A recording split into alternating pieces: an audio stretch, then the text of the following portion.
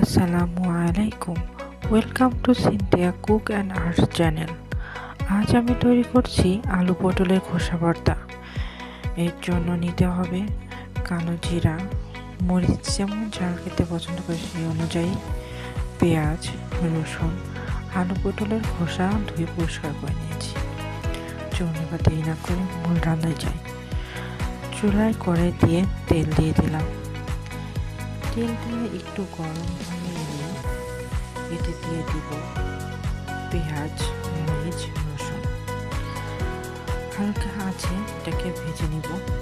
এই সময় চুলার আঁচ মিডিয়াম রাখতে হবে। পেঁয়াজ রসুন হালকা লাল হয়ে এলে দিয়ে দেব আলু পটলের খোসা। আবারও এটাকে হালকা আঁচে নাড়তে হবে। খোসাগুলো হালকা লাল হয়ে এলে এতে দিয়ে দেব কালো জিরা।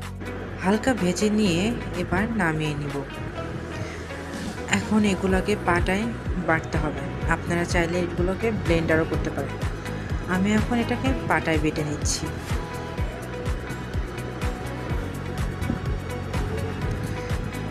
এখন যারা আমার চ্যানেলটিতে নতুন আছেন, দয়া করে আপনারা আমার চ্যানেলটিকে সাবস্ক্রাইব করে দেবেন এবং ভর্তাটাকে বানিয়ে ভালো লাগলে অবশ্যই আপনার ফ্যামিলির সাথে শেয়ার করবেন। ধন্যবাদ।